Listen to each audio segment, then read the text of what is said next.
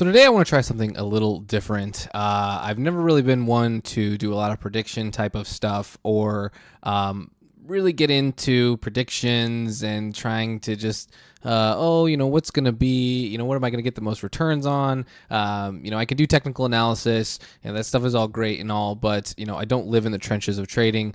So I don't necessarily like to invest that way. I invest for long-term growth. I take the Warren Buffett approach in that I invest now and I plan to hold for the long term.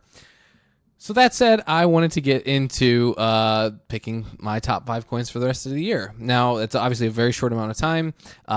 This is not financial advice. Let's just always clarify that here. And the coins I chose are based on a few different things, mostly around their use cases. They're active in really, really strong communities, the future updates that they're going to be putting out, and because this is my channel and I'll say whatever I want. So let's get into it. So the top 5. Number 5, we're going to go with Litecoin. Litecoin has kind of always been in the shadows of Bitcoin, just kind of hanging out, has generally followed its growth. If you kind of look at the charts up here until recently, generally Litecoin has always followed the growth of Bitcoin. It's a 1-to-4 ratio of Bitcoin in terms of the amount, and has always functioned in that manner. I personally believe it's a little undervalued at the moment, as well as many others. But there's a lot of good that comes from Litecoin or being invested in Litecoin here for the future. Namely, it's all reliable, it's steady, it's been around forever. I mean, it's been around it's one of the longest standing coins around. It's been around 4, 5, maybe 6 years at this point.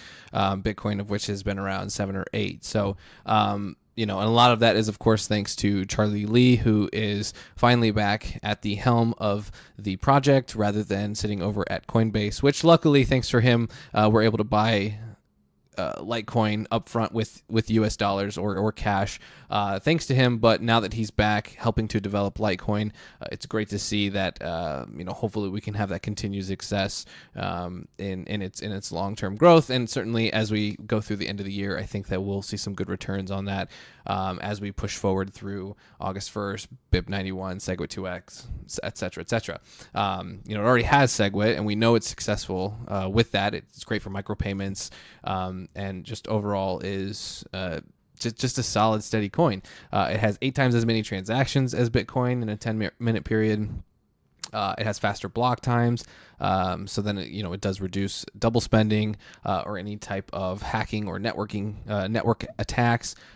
Great community, as always. If you go over and hang out in the Litecoin subreddit, they are very, very excited about the future of Litecoin, as am I. But if you want to go there and get even more information and reasons as to why it should be in your top 5 coins, and certainly should be in your portfolio, they're a great group to go ask about.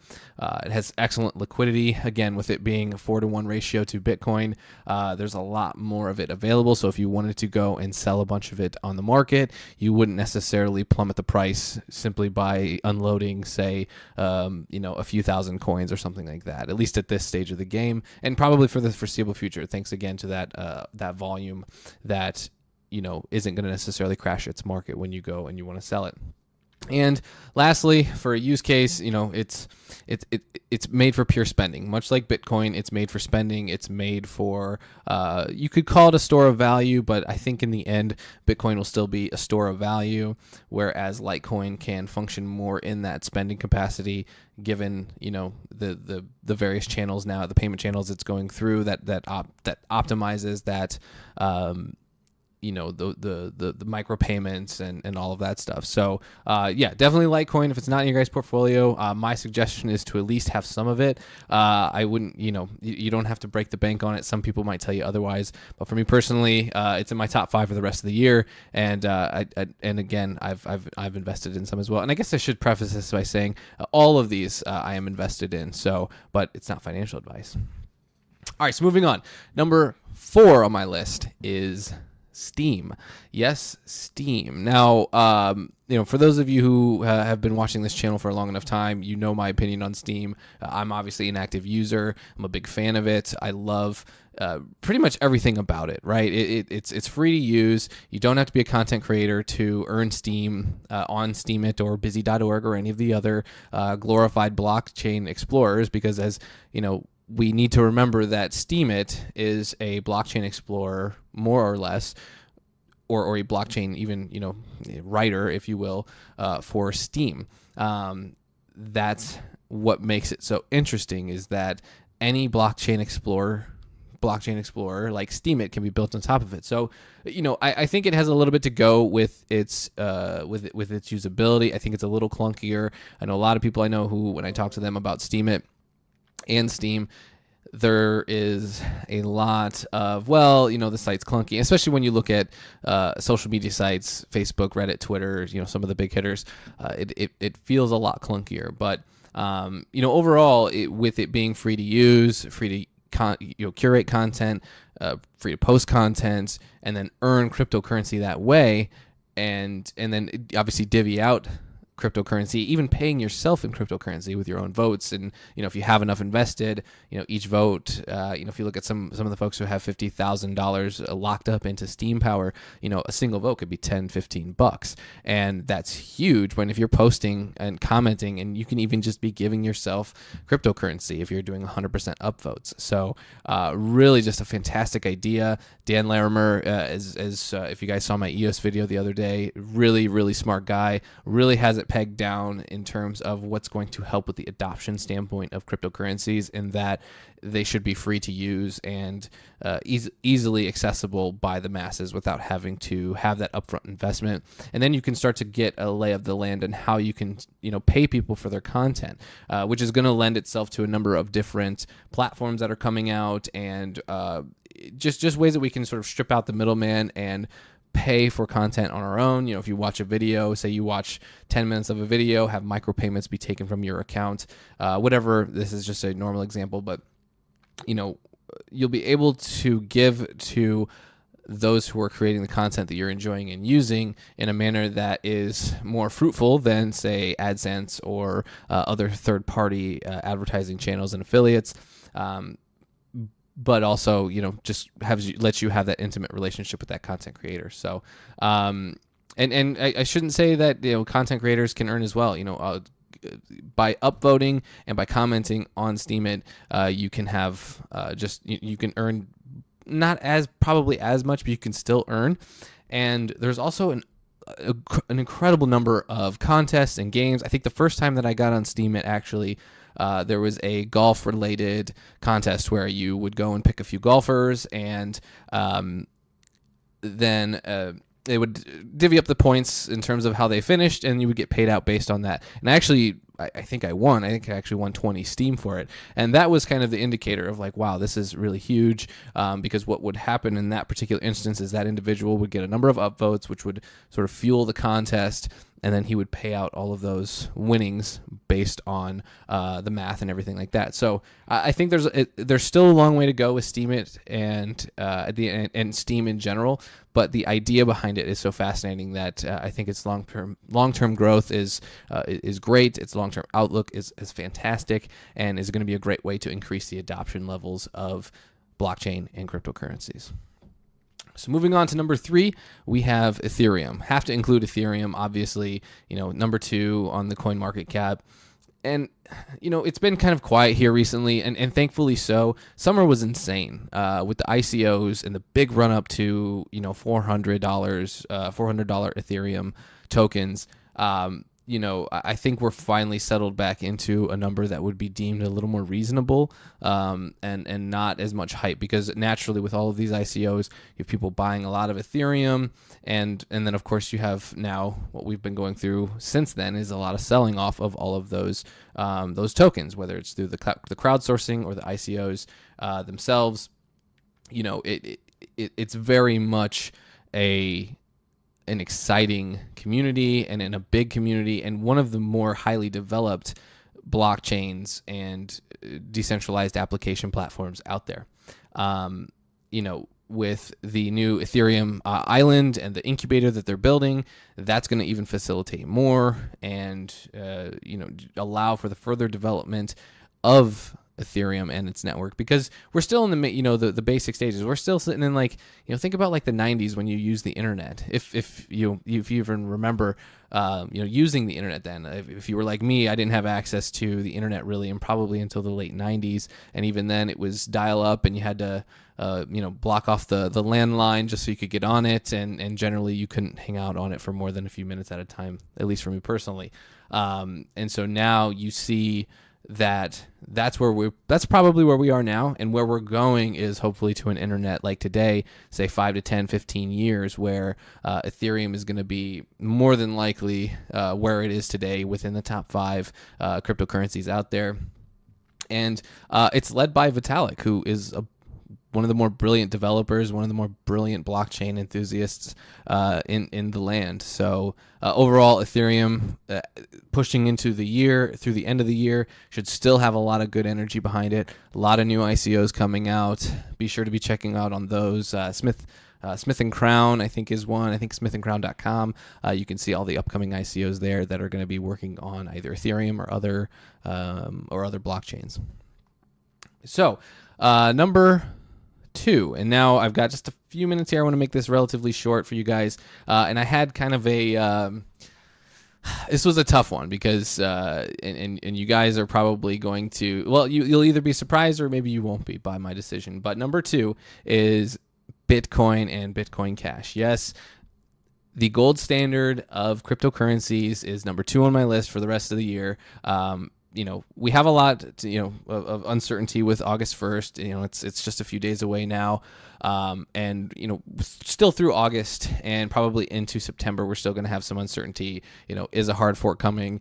Is 2 megabyte blocks going to be implemented through SegWit? Who knows? But if we can get through here the next couple of months, I certainly see us being well over 3,000 by the end of the year. Some people think 5,000 by the end of the year.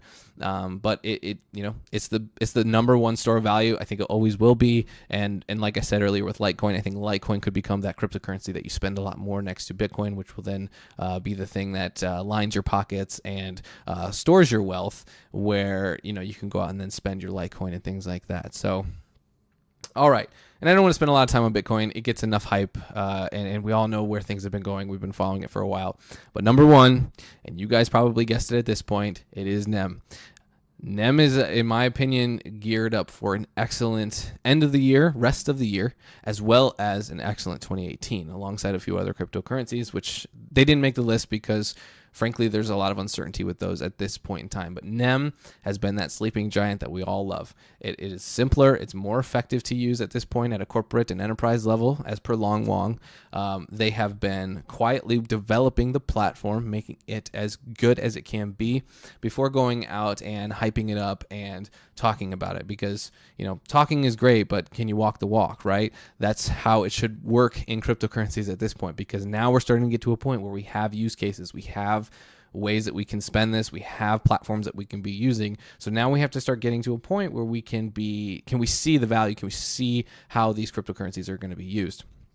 As you guys know, it's 100% new code, has user voting, super nodes, 60-second blocks, thousands of transactions per minute. Therefore, it is smart asset based, not smart contract, meaning it is more in line with a simpler transaction with the blockchain. You're more putting assets on there, like using it for notary services, land, ownership of items, things like that.